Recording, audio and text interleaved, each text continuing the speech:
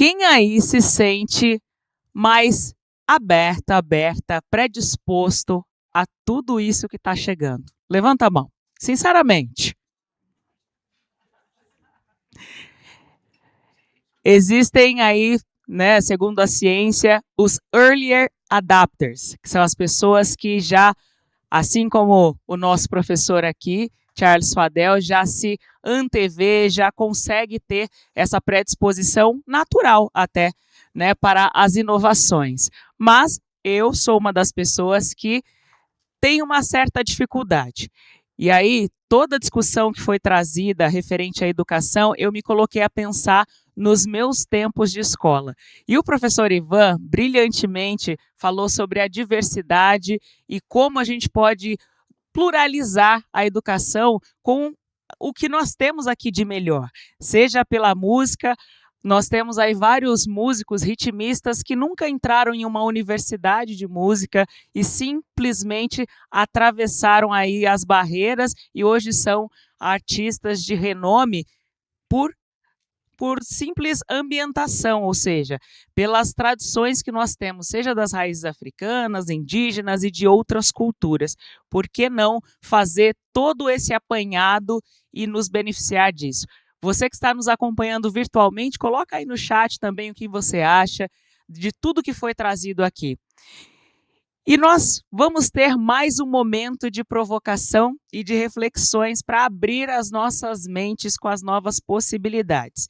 Professoras e professores. Temos aqui professoras e professores, educadores e educadoras? Sim! Vocês já imaginaram quanto vocês vão precisar se reinventar para tudo isso? Já estão nesse caminho? E aí, estão? Estão nesse caminho? Avançando bem? Então, vai ser exatamente esta a provocação, a discussão, a reflexão que nós vamos ver nesta próxima mesa.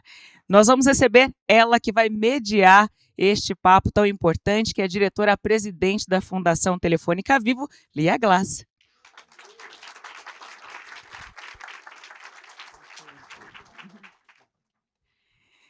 E para participar deste brilhante debate, vamos receber ela que é diretora de pós-graduação, desenvolvimento profissional e pesquisa no Instituto Singularidades, Bárbara Born.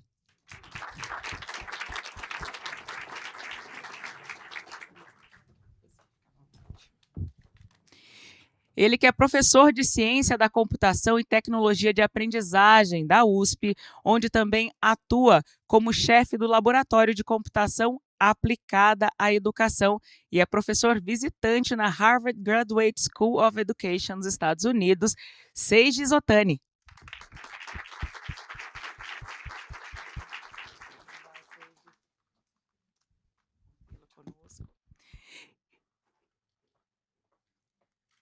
E, por fim, vamos receber aqui para esse importante debate, deixa eu só verificar aqui na minha fichinha para não perder ninguém, ela que é professora de matemática da Rede Estadual de São Paulo e mestre em Educação Matemática, Lourdes Pereira.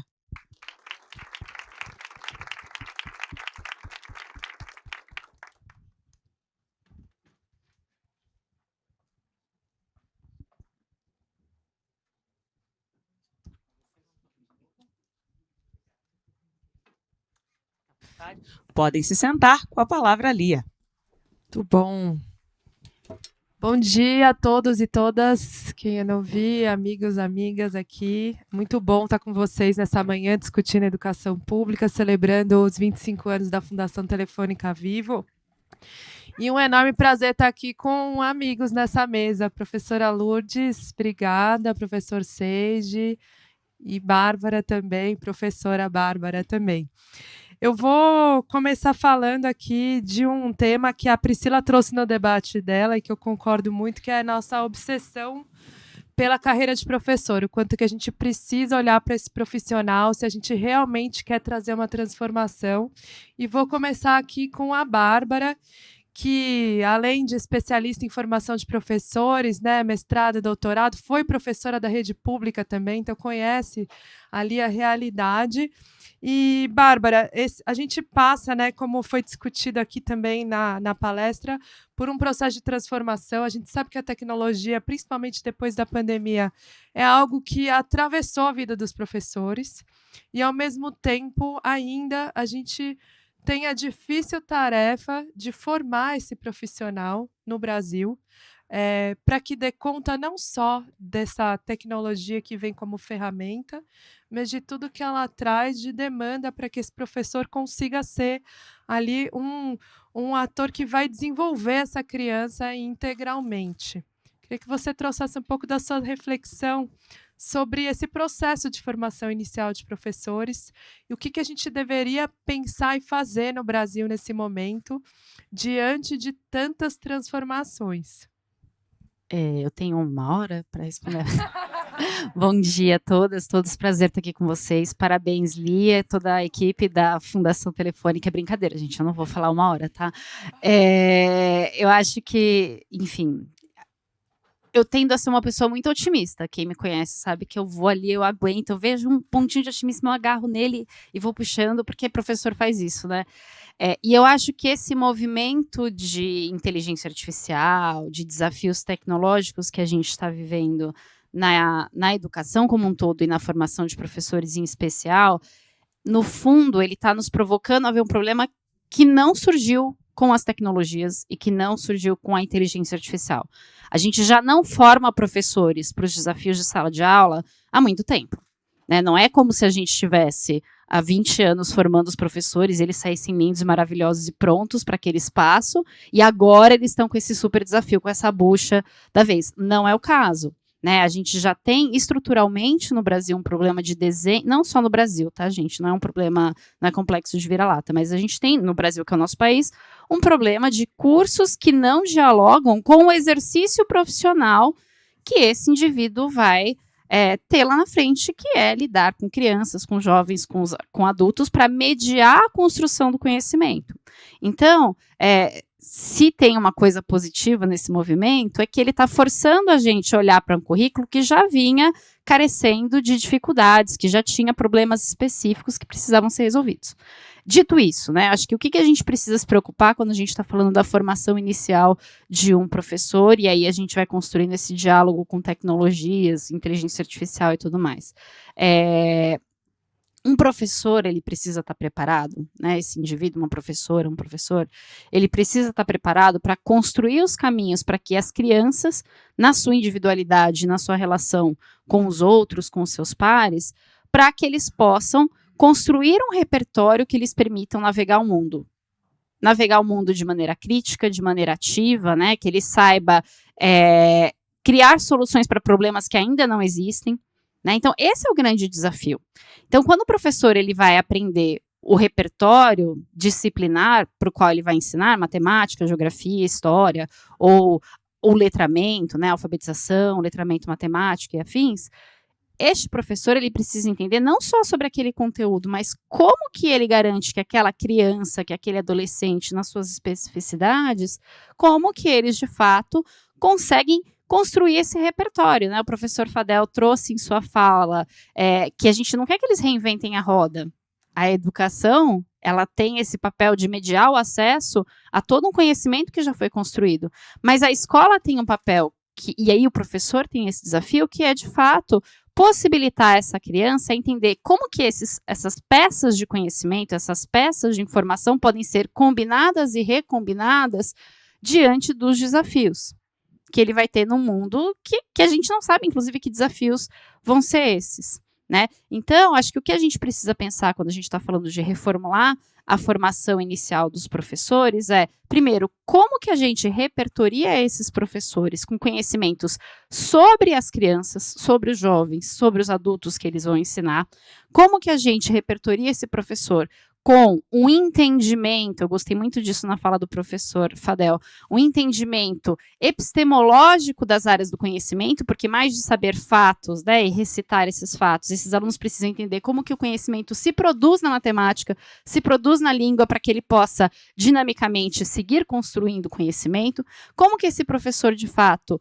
vai mediar o desenvolvimento metacognitivo dos seus alunos, para que eles sigam aprendendo, para que eles sigam engajados no universo, e como ele vai lidar com as ferramentas. E é aí que entra a questão da inteligência artificial, das tecnologias digitais, né? De um lugar de ferramentas que potencializam as aprendizagens, né? De um lugar de ferramentas que vão fazer com que esse aluno traga o seu melhor para dentro da sala de aula, que esse professor direcione melhor o uso do tempo, que ele consiga atender as diferenças dos seus alunos. Então, eu acho que o caminho da reformulação aí das políticas públicas de formação dos professores é, de fato, pensar um currículo para um profissional e não para um reprodutor de conhecimento, né? Para um profissional que tem práticas profissionais específicas. E aí, as ferramentas, os saberes, os conhecimentos, incluindo as questões digitais, vão fazer parte deste currículo. Acho que é um pouco por aí. Muito bom, muito bom. Eu acho que sempre que a gente frisa, né, a questão de esse professor ser, de fato, um profissional, né? A gente ainda tem no Brasil esse discurso de que, às vezes, o professor com simples vocação vai dar conta desse ofício tão complexo, e sabe que isso não é verdade, né? E aí acho que a palestra também nos ajuda a trazer um pouco dessa dimensão também, de um grau de complexidade que só aumenta, e uma exigência desse profissional que é cada vez maior também. E aí eu vou mudar aqui um pouco a ordem, eu vou começar com a professora Lourdes aqui, que é mestre em matemática, que forma professores, que está ali na ponta também, para falar um pouco dessa formação, professora, ali na vida real, na prática, numa secretaria como a Secretaria de São Paulo, né, que tem complexidade não só pelo tamanho, mas pela desigualdade que existe mesmo dentro do território aqui, né? Como é que você vê esse processo de aceleração digital como ferramenta, mas também como um lugar de conhecimento que precisa, né, ser trazido para os nossos professores aqui na rede estadual? E como é que vocês têm lidado com isso no dia a dia? Bom, primeiro, bom dia a todos. Parabéns à Telefônica e muito obrigado pelo convite. Eu acho que eu vou falar como professora, né? A gente vai precisar ampliar uns 3 dias. Ela pediu 1 hora, a gente podia ampliar um pouquinho o debate, né? Um dia para cada um, né? Mas eu acho que a gente tem um grande desafio, porque a gente não deu conta ainda do que a gente tinha antes, né? E a gente precisa fazer uma observação, aonde estamos, para onde a gente e aonde a gente quer chegar, porque a gente não vai conseguir abraçar tudo de uma vez. E eu acho que a secretaria, hoje eu trabalho na diretoria de ensino, e a gente tem na minha diretoria, que é um bracinho bem pequenininho, né, da Zona Sul, nós temos mais de 89 mil alunos, né? Então, e eu estou falando só da pública, né? Não estou fazendo referência porque a diretoria também cuida da parte privada. E a gente tem, quando a gente fala da formação do professor, ele está exposto a uma formação de pessoas totalmente diferentes, né? A gente tem diversidades em todos os aspectos, tanto na economia, no socioemocional, como no social, como no econômico. Então, a gente não consegue fazer um processo individual que atenda toda essa diversidade, e a gente precisa pensar num processo que tenha, pelo menos, abarcar algumas especificidades, para elas não nos escaparem. A gente ainda está implantando, né? Estamos vivendo a BNCC, estamos vivendo um novo currículo e nem acabamos de entendê-lo e já estamos colocando na nossa frente, de novo, a tecnologia de uma outra forma. Nossa secretaria está vivendo um momento totalmente diferente, né? Porque com o novo secretário, a primeira eu posso falar, a primeira ação dele foi inserir no currículo e nas aulas o material digital, plataformas educacionais para que os alunos tivessem acesso, mas a gente tem vários aspectos, problemas de conectividade, nos lugares mais afastados a gente ainda não tem possibilidade de utilizar essas plataformas com tudo que elas nos oferecem, então a gente ainda está passando pelo processo de acesso, a gente passa pelo processo de utilização, de compreensão de como isso ajuda hoje, como apoia toda a aprendizagem do nosso aluno, e ainda precisamos formar nossos professores com relação a isso.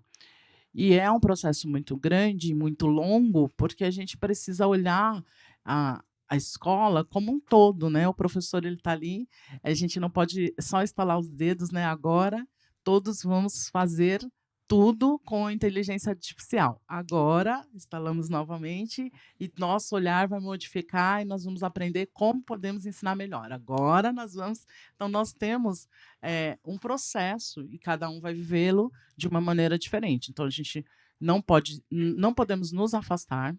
A inteligência artificial está aí, ela está na nossa porta, a gente precisa assumir que ela está, mas também não podemos acreditar que isso vai ser de uma hora para outra. Então, nós temos que olhar todos os aspectos, tentar programar uma transição da onde a gente está para poder chegar em algum lugar. Eu acho que pensar no objetivo hoje, um objetivo factível, uma coisa que a gente possa alcançar, e pensar em coisas de curto prazo, longo prazo, médio prazo, para a gente poder, para não nos perder, né, nessas transições que nós vamos viver daqui para frente, né?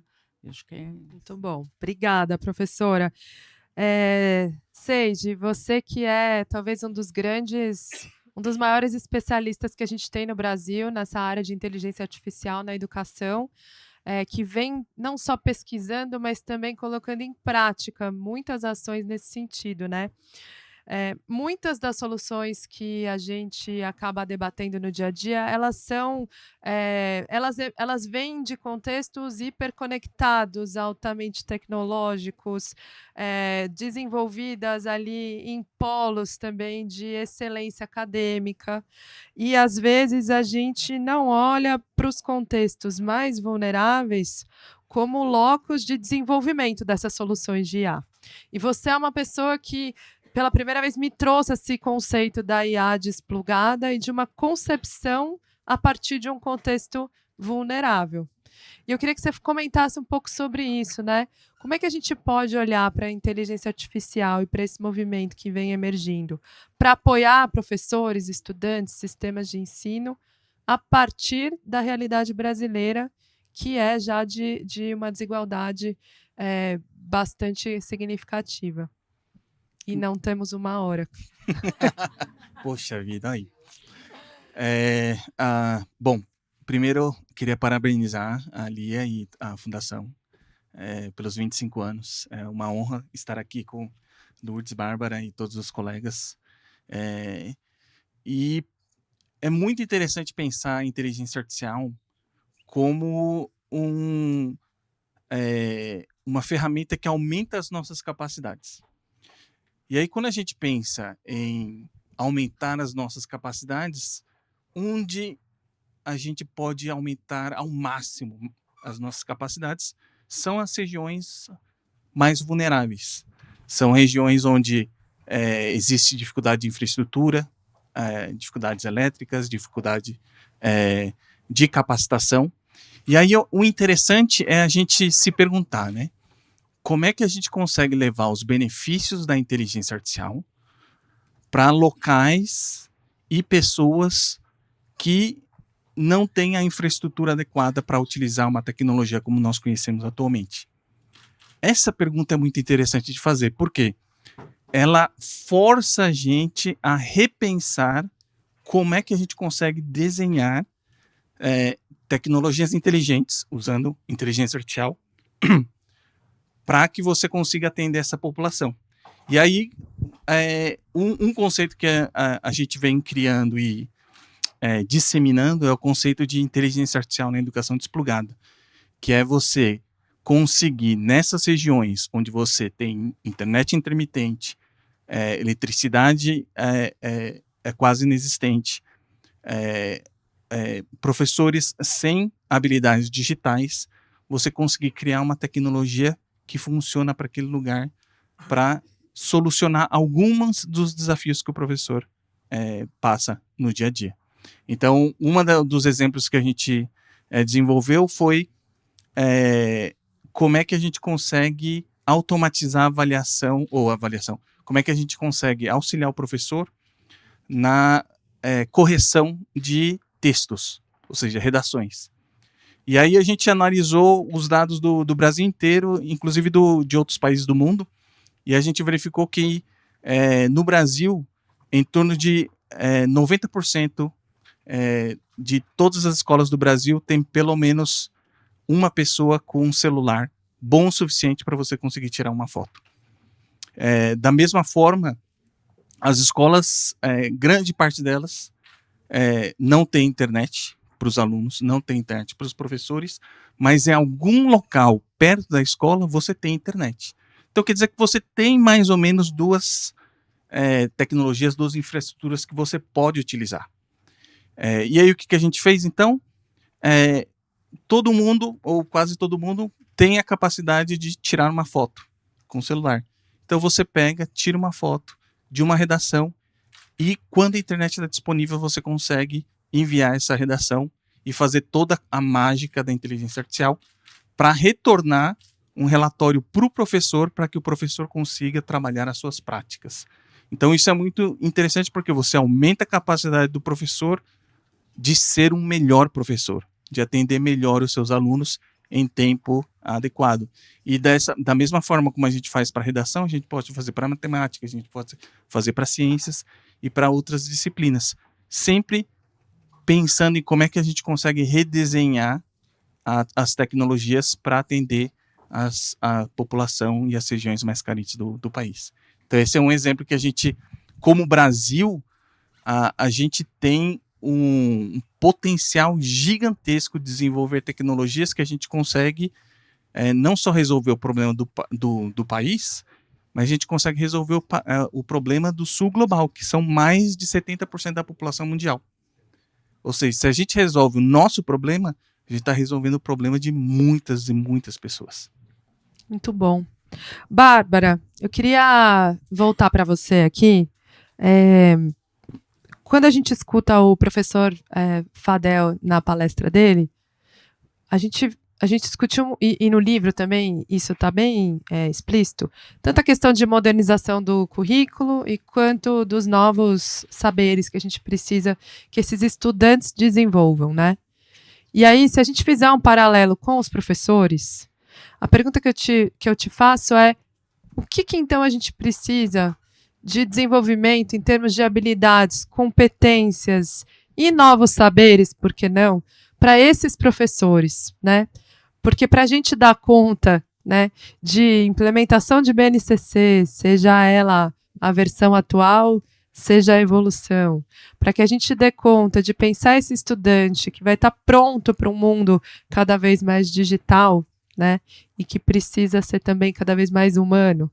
Como é que a gente prepara, então, esse professor, não só do ponto de vista de estrutura, mas também de competências? Que professor é esse que a gente precisa para esse mundo que está mudando?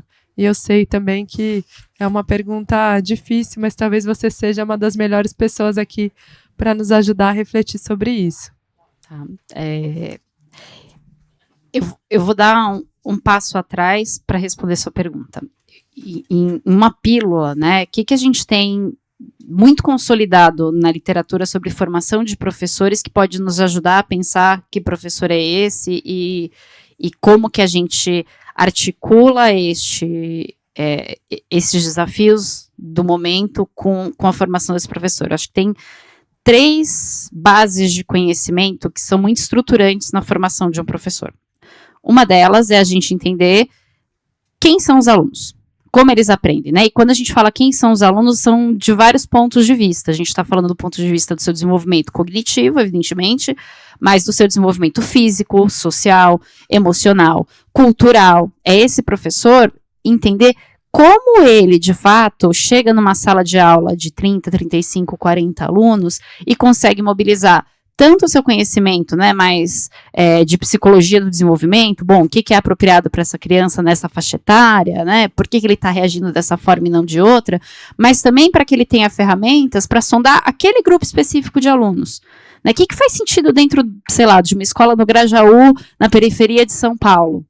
Né, como que eu acesso esses alunos para ir além do estereótipo de que porque ele vive no Grajaú, portanto ele gosta de rap ou ele gosta de funk, porque a gente acaba mobilizando, né, esses estereótipos nos alunos, mas não, ouvir, né, saber escutar o meu aluno. Isso daqui exige conhecimento do professor, exige repertório prático desse professor. Então, esse é um conjunto de saberes. Um segundo conjunto de saberes diz respeito ao aspecto pedagógico da prática desse professor. Então, como eu avalio o meu estudante desde múltiplos pontos de vista, como eu planejo uma boa aula, como eu faço a gestão desse espaço de sala de aula, que tipo de estratégias eu utilizo que são mais apropriadas para determinados objetivos de aprendizagem, não para outros, né? Não existe uma única técnica ou estratégia, mas existem múltiplas e cada uma tem a sua função em determinado momento. Então, esse conhecimento pedagógico. E, por fim, o conhecimento do conteúdo e o conhecimento pedagógico do conteúdo. Ou seja, esse professor ele precisa ter, obviamente, um repertório sobre o que ele vai ensinar.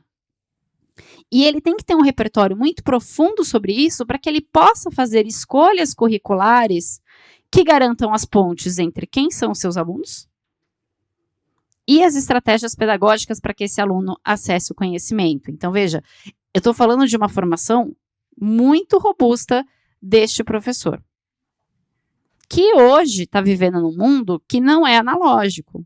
Né? Quando eu estou falando que esse professor precisa ensinar o conteúdo, então, digamos, um professor de história, eu uso o exemplo de história porque eu sou professora de história, é mais confortável para mim, mas um professor de história, ele tem um vasto repertório lá, sei lá, de civilizações da antiguidade, do desenvolvimento das primeiras democracias, da democracia ao redor do tempo, da formação brasileira, enfim, que seja.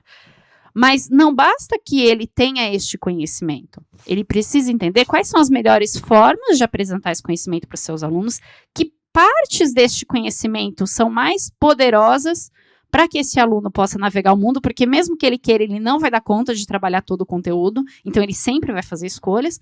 E como eu apresento isso de tal modo que não é só o fato, porque o fato está disponível para esse aluno. Ele pega o seu celular, o exemplo da filha da Priscila, né? Pega o ChatGPT e coloca a pergunta lá, o ChatGPT responde, ou o Google respondia. Né? Quando eu estava em sala de aula, não tinha ChatGPT, mas já tinha o Google, e os meninos iam no Google e faziam uma pesquisa.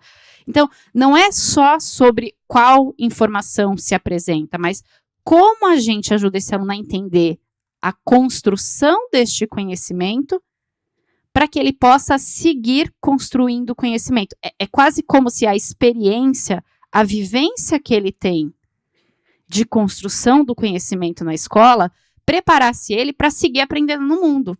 Ele vai entender, olha, eu recebi esta informação, eu vou filtrar essa informação, eu preciso questionar qual é a fonte, eu posso usar esse recurso para buscar mais informações ou para questionar essa fonte que está sendo apresentada para mim.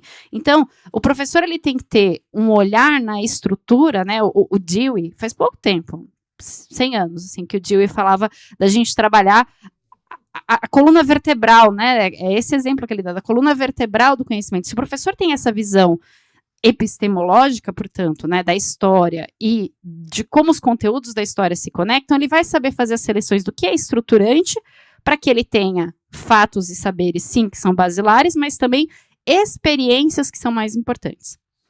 Dito isso, né, como que eu preparo o professor para isso? Eu preparo o professor para isso pensando um currículo que abarca esses 3 pilares da formação, pensando um currículo que não é só conteúdo, que é experiência, ou seja, que tem no modelo de formação desse professor a modelização de práticas, ele próprio passando por vivências de construção do conhecimento que são significativas e que forneça a esse professor recursos, ferramentas que ele possa utilizar na prática. Bom, e aí como que as tecnologias digitais e a inteligência artificial, mais propriamente, entram neste currículo. Ele não pode entrar como uma quarta perna.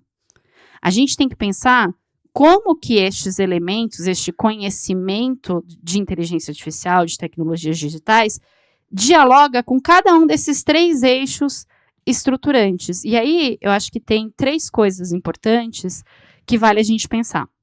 Um é o uso da inteligência artificial como oportunidade de ter vivências, né, a experiência de aprendizagem desse futuro professor, que vão potencializar a sua formação. Então, eu posso trazer tecnologias digitais e inteligência artificial para dentro do espaço, seja na formação inicial, seja na formação continuada, como uma estratégia metodológica para o professor. Então, isso está agindo na formação deste professor.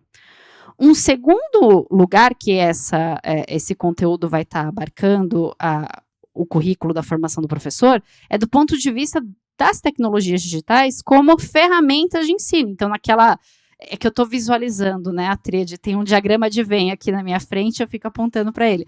Mas nesse pedacinho do diagrama aqui, que são as metodologias, as práticas pedagógicas, não é uma coisa além, é como que isso potencializa, por exemplo, quando o professor está trabalhando atividades de desenvolvimento da criatividade, de análise, de produção, de investigação, que tipo de tecnologias são favoráveis e como que ele pode utilizar isso dentro do campo da história, dentro do campo da matemática, dentro do campo da geografia, porque potencializa, né? Mas não é em substituição é somando-se àquilo que a gente já tem como repertório.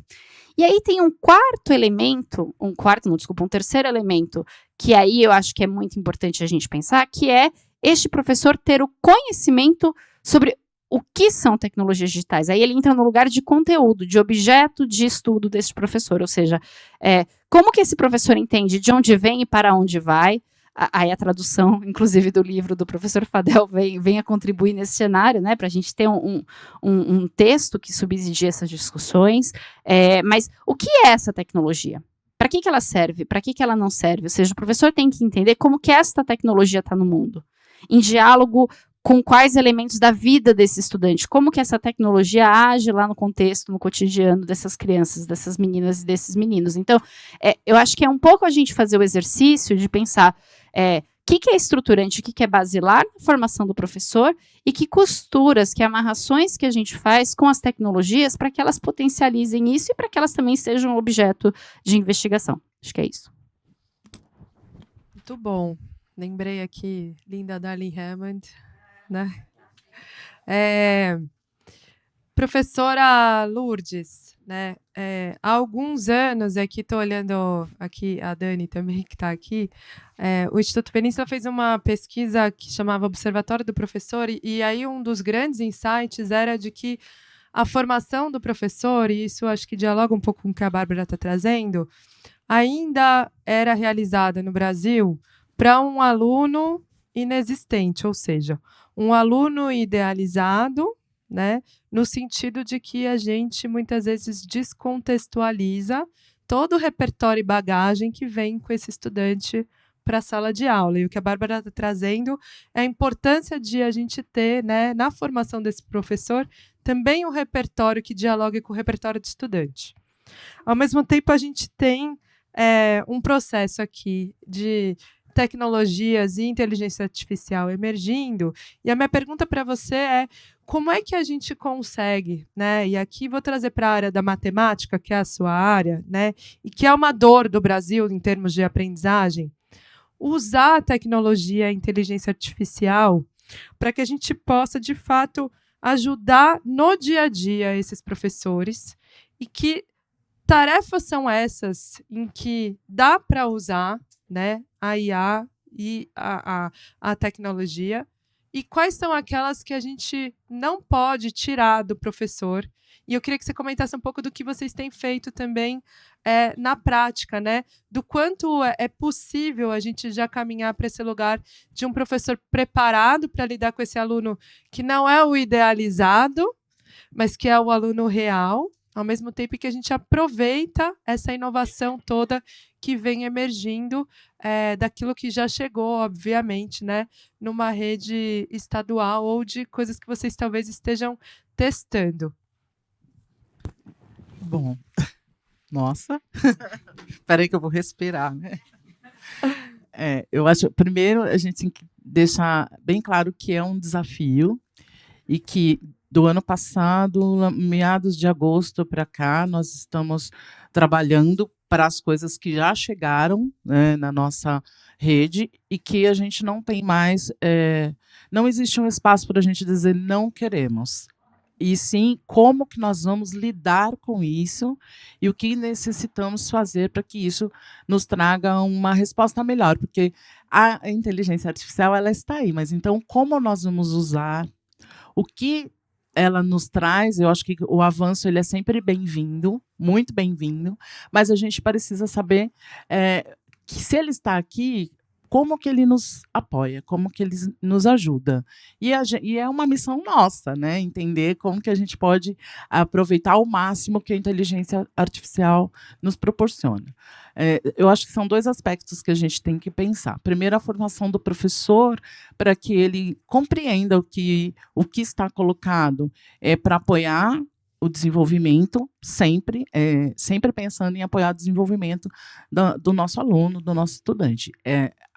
O pensamento é nesse sentido. Porém, nós temos uma diversidade enorme de crianças e pensamentos diferentes, e hoje a gente fala muito na matemática como desenvolver o pensamento matemático mesmo, a gente fala muito nisso. E a gente precisa... E esse desenvolvimento ele não é tão simples e ele, às vezes, ele embarca todas as pessoas envolvidas, não só o professor de matemática, mas os outros professores que também estão, que dão aula.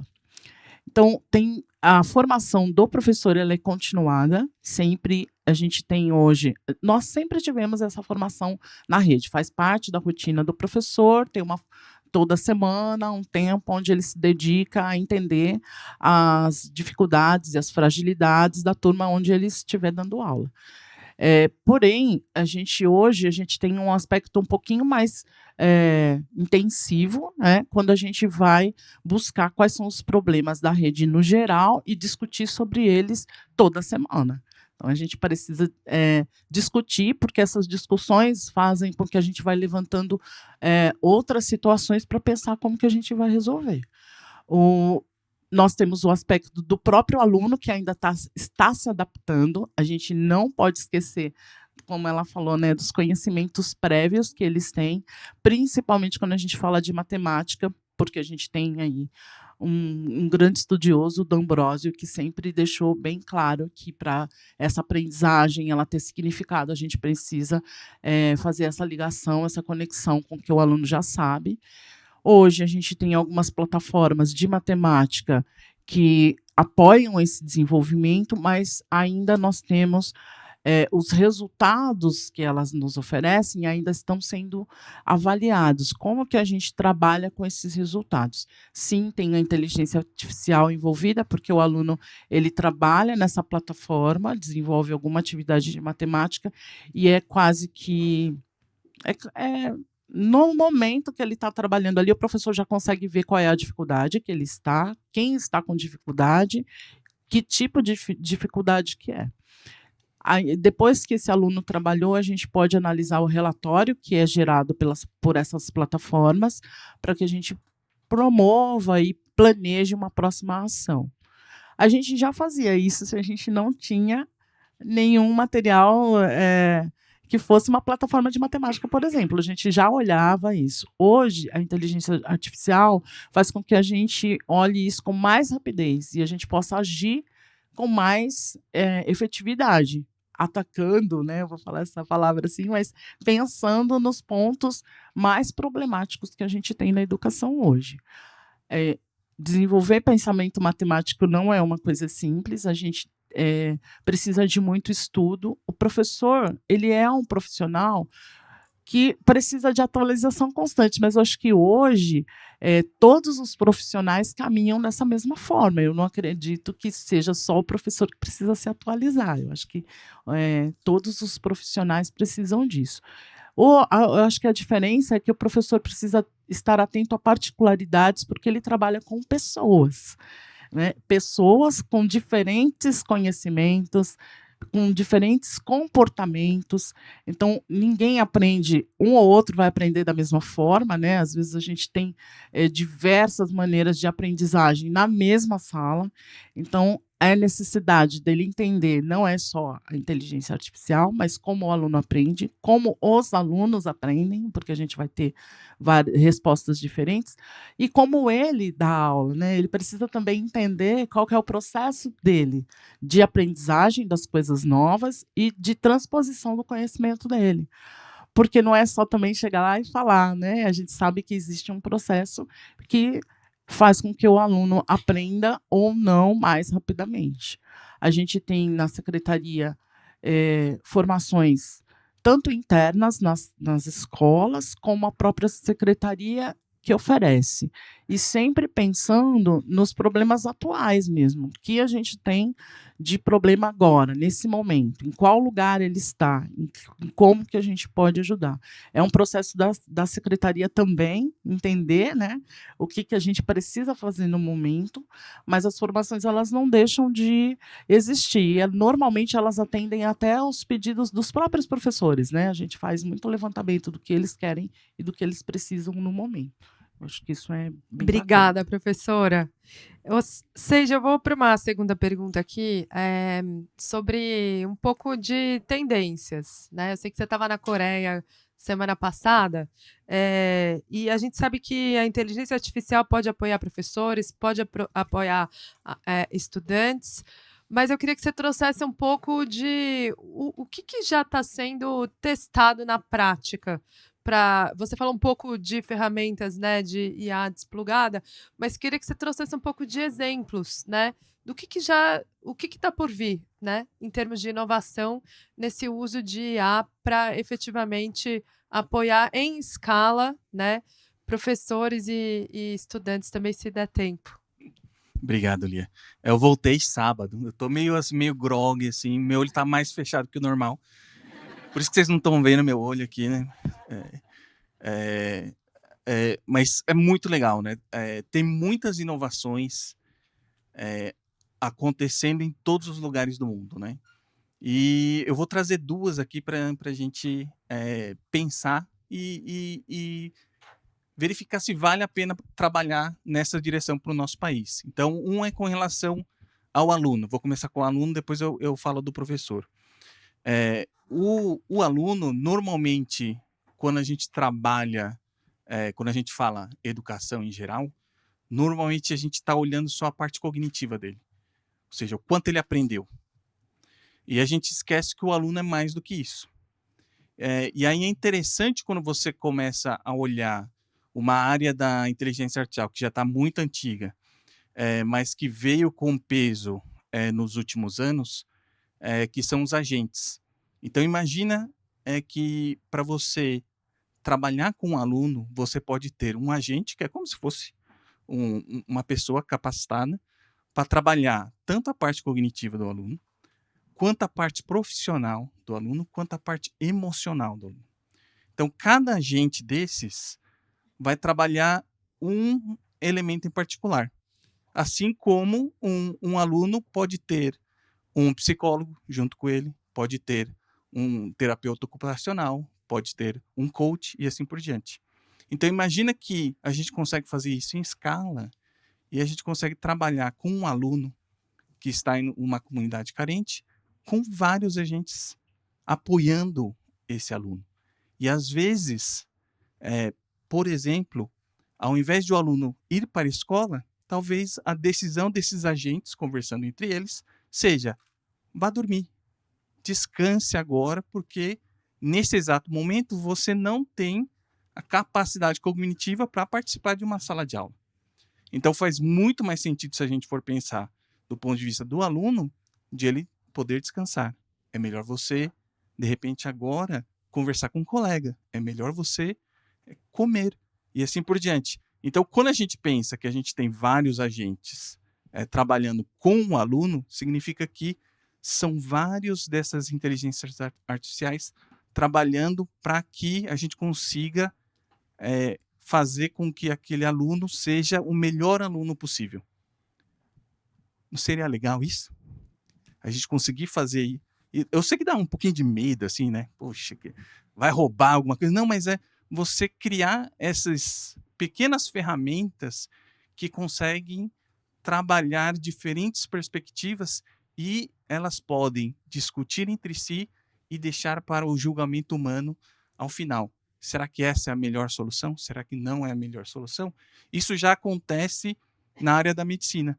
Muitas das decisões atualmente, principalmente com radiografias, são tomadas pelas máquinas e não necessariamente pelos médicos. Os médicos dão o julgamento final, mas a decisão inicial, por exemplo, de uma imagem, se aquela imagem está tendenciando a uma pessoa a ter câncer daqui 3, 4, 5 anos, é a máquina que apresenta. E aí é o papel do médico tomar a decisão mais adequada. E assim, eu acredito que vai ser na educação também. A gente vai receber essas informações processadas e vai ser o papel do professor utilizar essas informações para tomar a melhor decisão para apoiar o aluno. Então, essa é um olhar. O outro olhar é na formação do próprio professor. Como a Bárbara estava mencionando, a gente pode trabalhar a formação do professor e pensar a inteligência artificial não só como uma ferramenta, mas como um mecanismo de aumentar a capacidade do professor durante o processo de formação dele. Então, um exemplo imagina que você tem uma sala de aula virtual onde um professor em formação, um cienciano, um pedagogo, vá lá e comece a dar aula e, a partir desse processo de dar aula e interagir com esses alunos virtuais nessa sala de aula virtual, ele consiga entender, poxa, eu estou falando muito baixo, os alunos lá do fundo não vão me escutar. A forma como eu apresentei o conteúdo vai trazer confusão ao invés de trazer informação que seja adequada para ele.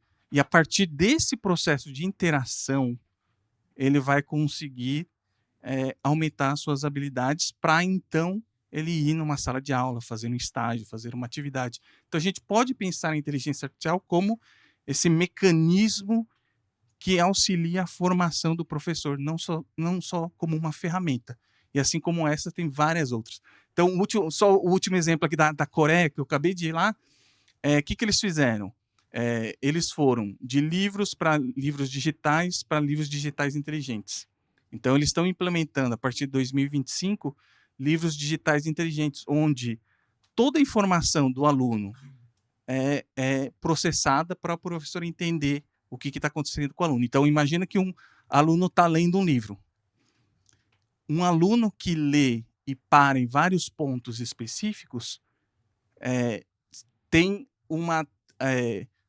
o processo de aprender é diferente de um aluno que só escaneia de cima para baixo o texto.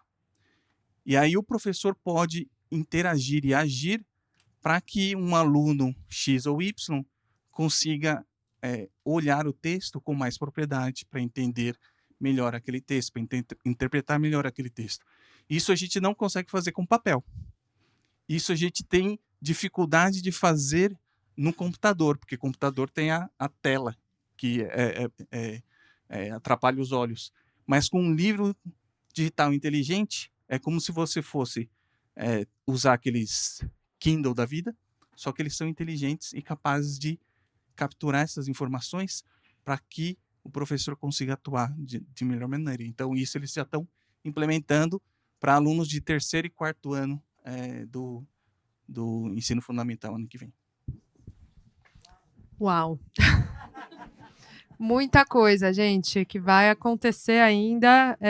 Nosso painel está chegando ao fim, mas acho que só para sintetizar aqui, então a gente falou da importância de olhar para esse professor como um profissional, né? E o quanto que a gente precisa prestar atenção na formação desse profissional, assim como a gente presta atenção na formação de um médico, por exemplo, desde a formação inicial até a formação continuada, o trabalho que uma rede como São Paulo também tem feito aqui, que é super complexo, né?